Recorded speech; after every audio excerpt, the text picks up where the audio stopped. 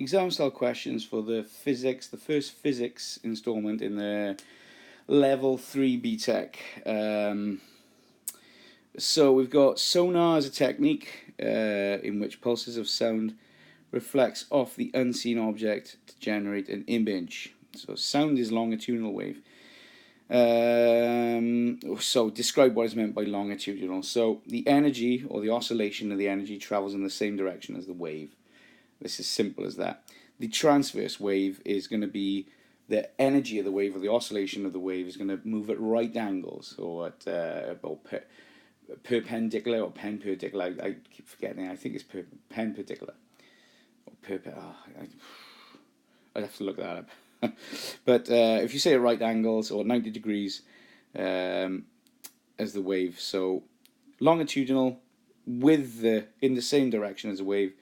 Transverse is going to be at right angles to the wave. So the frequency of the sound wave is 12.3 kilohertz. So a kilohertz is just the same as a hertz, only times 1,000, because you got a kilo, like a kilometer or anything like that. The speed is 330 meters per second. So calculate the wave length of the wave. So you're going to use V over F, which is frequency, lambda, which is wavelength.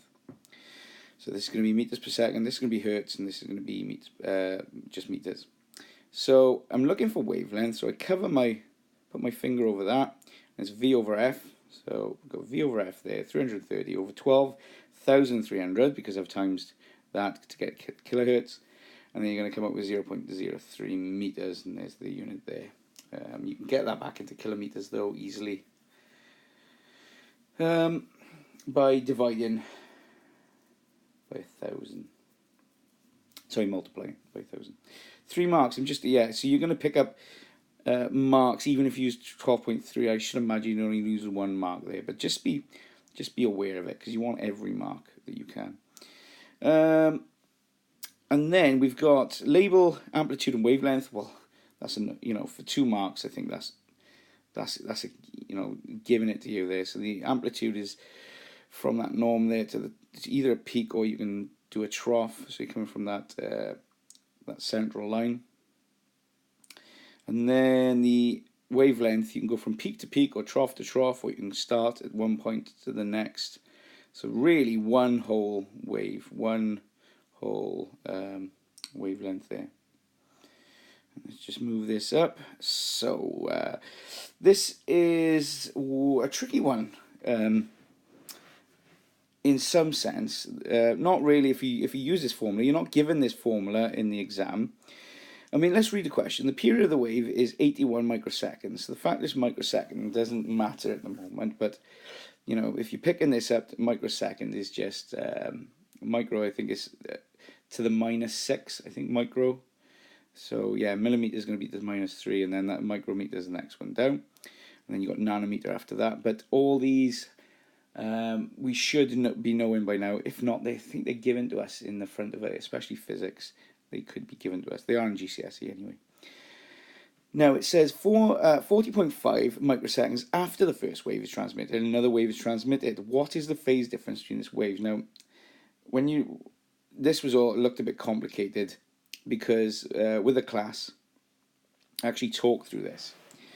So the first thing we need to recognize is our relationship. So 40.5 is it's not it is half of 81 microseconds after the first wave is transmitted. What is the phase? And remember, phase is at the point where another wave starts.